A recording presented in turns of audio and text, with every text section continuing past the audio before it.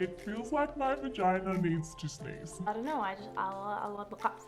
Hello, beautiful, bright family. It's Demi Spaccavento here, and I want to help you become a period cup expert. So this is the start of a series where I'm going to take you through any obstacle you might overcome when it comes to mastering the menstrual cup. And I'm hoping that by the end of this series, every one of us will be able to master the menstrual cup.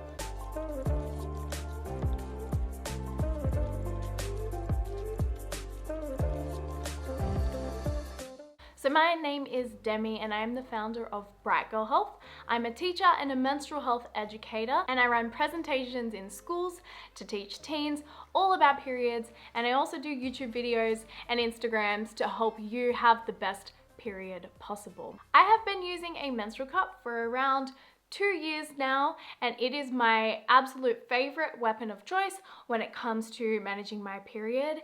It is the cheapest way to manage your period as well, because once you buy one menstrual cup, it lasts for 10 years and you don't have to buy monthly hygiene products anymore. It's the most hassle-free way, in my opinion, for me and my lifestyle to manage your period as well. I can put it in the morning at like 7 a.m.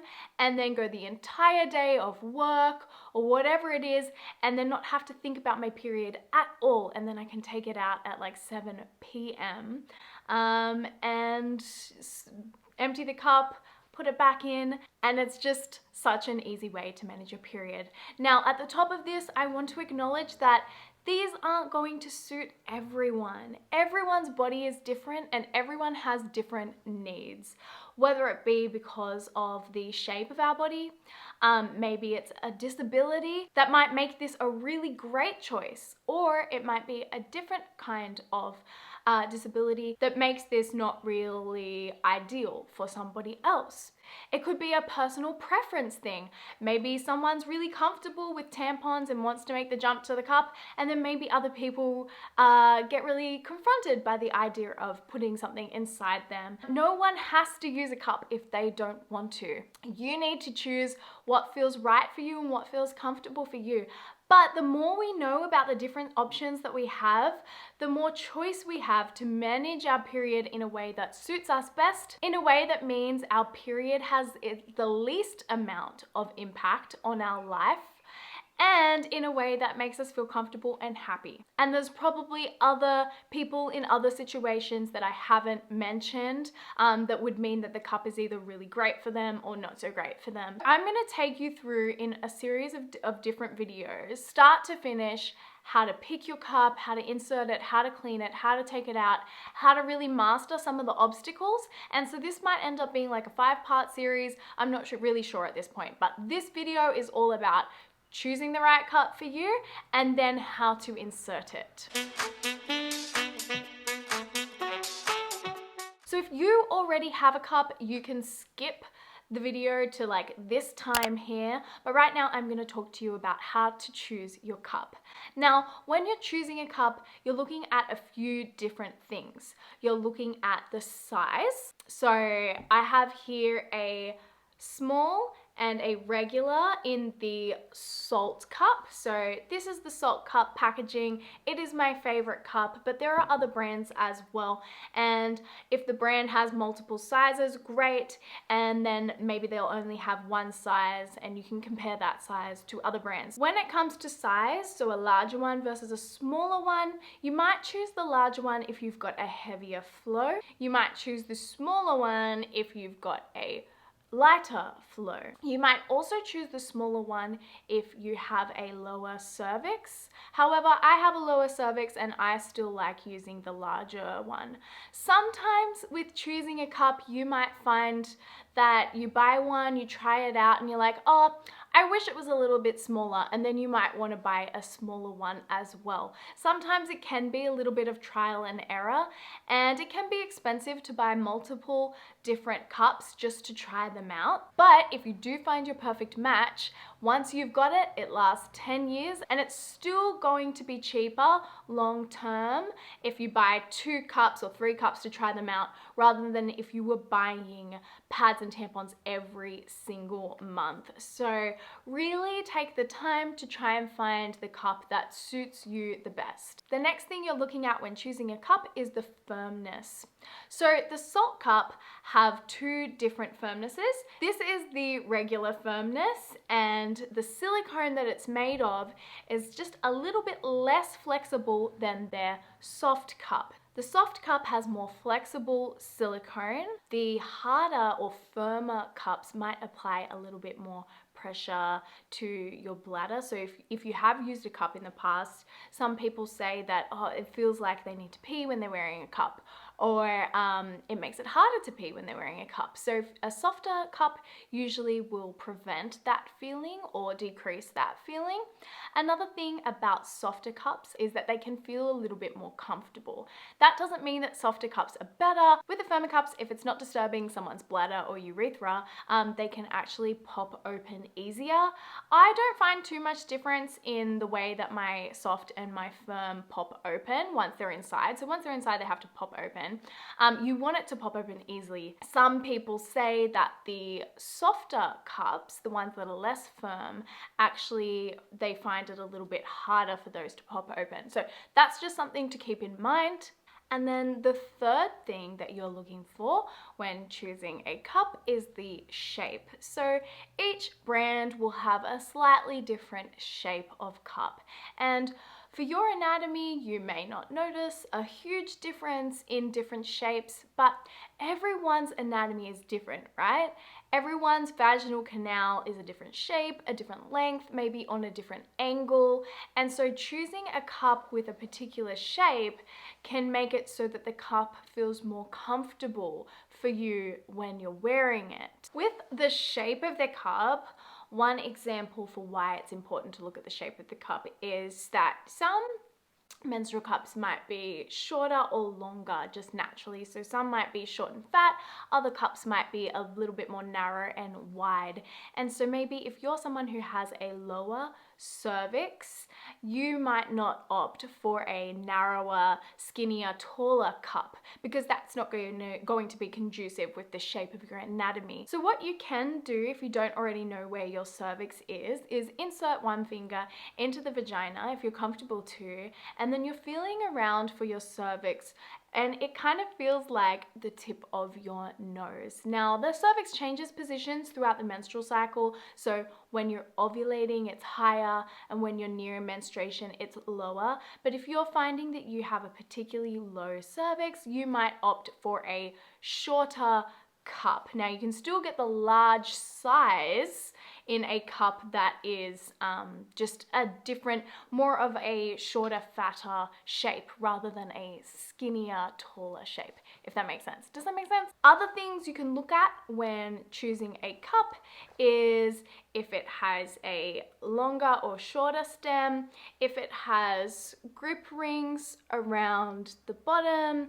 If you want to be really picky, you can also look at the color that it is, get a pretty color. Some of them are clear.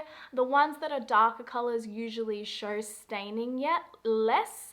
Yes, you will get a little bit of staining on the cup, but that's perfectly normal and perfectly fine. Now, a great thing you can do to pick a cup that suits you best is to go and take the put a cup in it test. Put a cup in it are awesome. They have some awesome videos on YouTube as well, but they have this quiz that you can take about how heavy or light your flow is, about different symptoms you might get with your period, and then when you complete that quiz, they match you to a type of cup. So you can go take that quiz and see what cups they suggest for you. One other thing to look for when you're choosing a cup is to make sure that it's made with medical grade silicone and that the company you're buying it from is reputable. So if someone's selling them for $5 on a Facebook or Instagram ad, be wary of the source that you're buying it from. Now, my cup of choice is the Saalt cup for a few reasons. First of all being that the Saalt team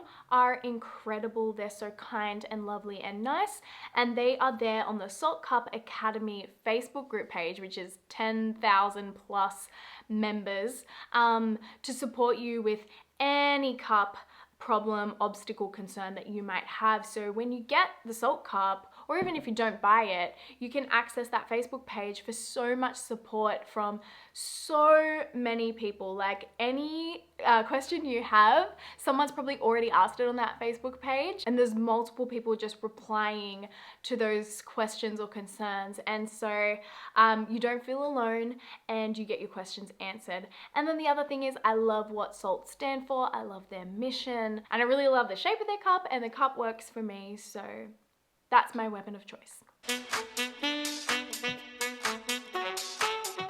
Let's move on to how to insert the cup. So your cup's arrived, and if you're using it for the first time, you might be like, okay, what do I do?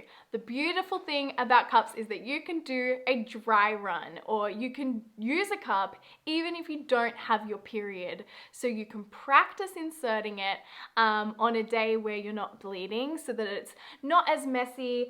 And then you don't have to be worried like, oh, what if I didn't put it in properly and I leak?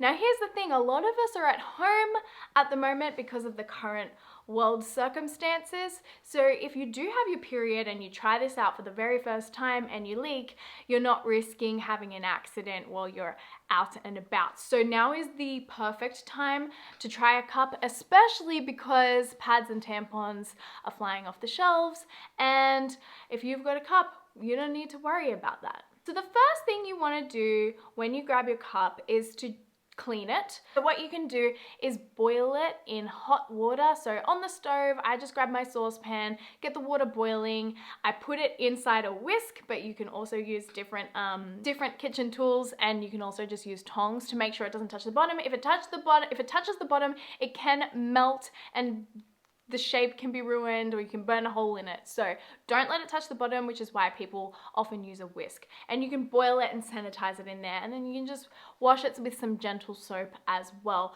A water-based soap rather than an oil-based soap, because an oil-based one can damage the cup.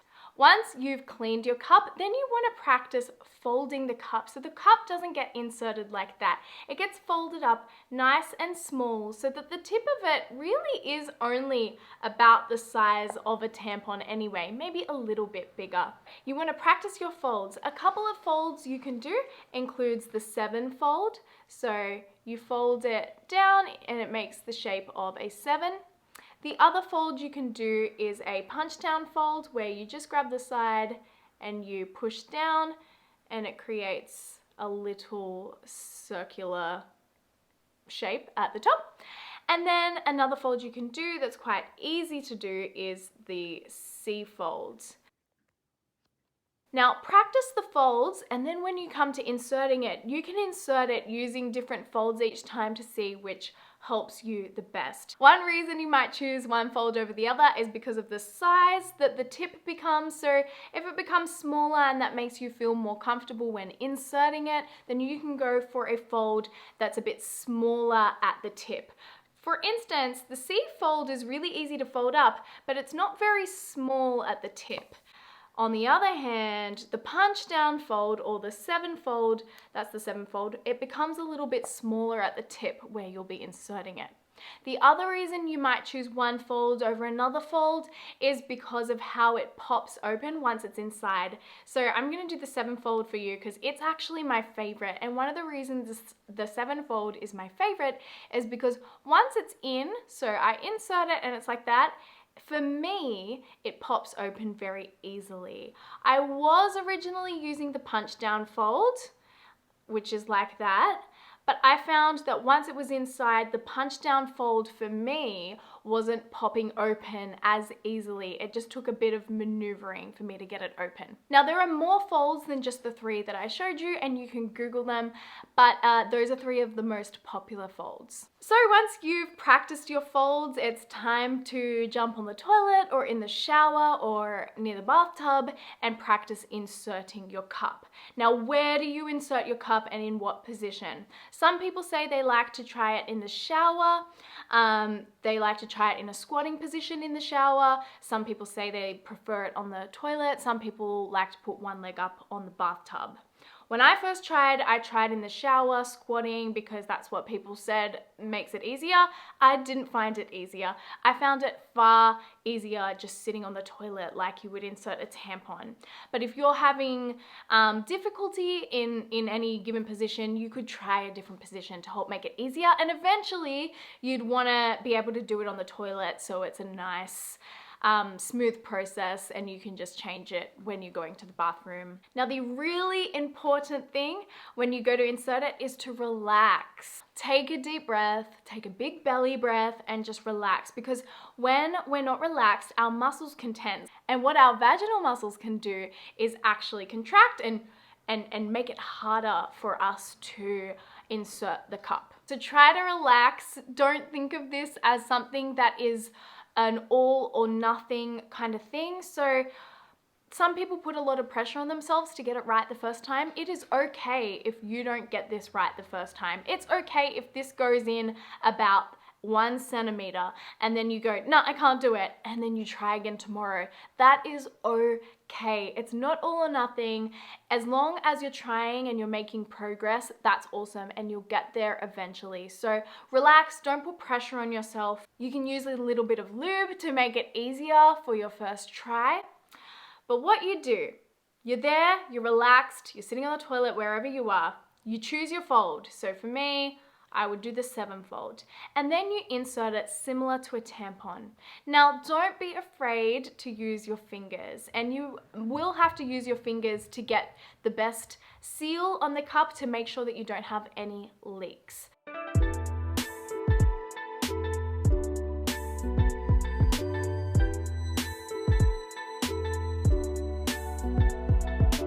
So you insert it, and when you insert it, you want to make sure it's going on an angle that is conducive with your anatomy. So our vaginal canal does not go straight up and down in our body. It actually sits on a bit of an angle. So when you're inserting the cup, you're not aiming for it to be sitting like that inside you. You're aiming for it to be sitting on a bit of an angle inside you. So you're inserting it, directing it a little bit towards your tailbone.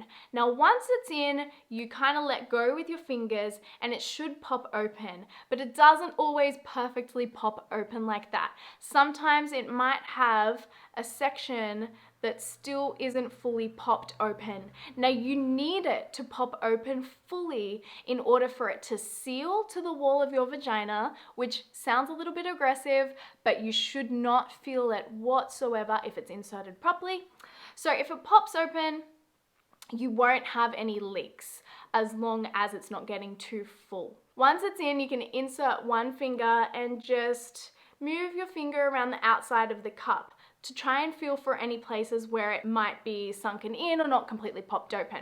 If you find, oh, it's not fully popped open right here, what you can do is push away from the cup, push against the wall of your vagina where that section is that it hasn't popped open, and that should help to give it room to pop open. And then you can feel around again to make sure it's fully popped open. If your cup is fully popped open, congratulations, you've successfully inserted it, and that should help prevent you from getting any leaks. Now, we will talk about leaking and how to prevent leaks and what to do if you do get leaks, but we'll talk about that in a different video because this is getting really long.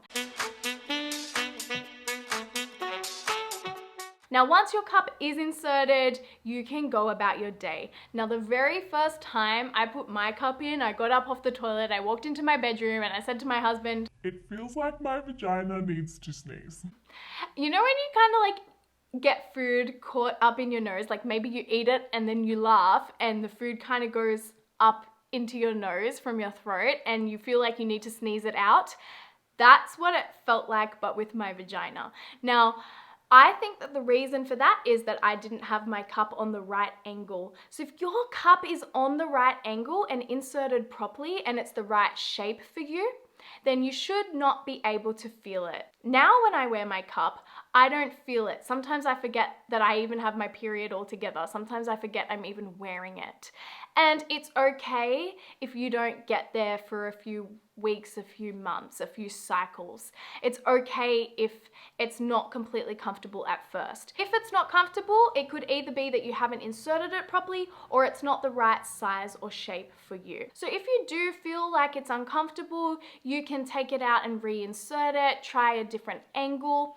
Another thing that can make it uncomfortable is that if you've tried to push it up too high. It does not need to go as high as you can possibly shove it up there. It's okay if it sits low. I have a low cervix, so mine sits naturally lower. If you have a higher cervix, yours will sit naturally higher. But my stem sticks out a little bit, and that's okay. Just like a tampon string sticks out, mine sticks out a little bit. Yours might not stick out at all if you've got a higher cervix, but if you've got a low cervix and you try to shove it up in there so that the stem doesn't stick out at all and it's as high as it possibly can get, that can cause a lot of discomfort. When the cup is sitting against the cervix or even pinching the cervix, that can cause some discomfort and even some pain and cramps. So it's okay if this sits low. If it's low, some people are like, oh, it's gonna fall out. As long as it has fully popped open, the holes around the rim of the cup prevent it from slipping. So as long as you've got a good seal and it's fully popped open, it shouldn't slip down even if it is sitting low. But it does take a while to get used to the feeling. So do a dry run. Test it out while you're working from home or hanging around at home, and be patient with yourself and be kind to your body and keep persisting, because a lot of people say, oh, it took me like 3 cycles to get it down pat, but I'm so glad I stuck with it because now my life is changed. I love my cup. So that's what a lot of people say. So if you're struggling, keep trying, reach out, ask questions. I can answer your questions. You can talk to me on Instagram or here. You can join the Saalt Cup Academy Facebook page and just watch lots of YouTube videos to help you understand how people are overcoming the obstacles that you might be facing. All right, so good luck. Go buy your cup, start to try out how to insert it. And in the next parts, we're gonna look at how to clean the cup, how to prevent leaks. We're gonna look at how to remove the cup, and then we might do a Q&A at the end of the series where I can answer all of the questions that you send in. So if you do have questions that you really want me to answer, you can leave them in the comments, or you can put them on my Instagram, or send me a messenger pigeon or whatever. And I'll answer them. Good luck, and I'll see you in the next video. I love the cups. My book, The Bright Girl Guide, is officially available. It is all about you understanding your menstrual cycle and your hormones.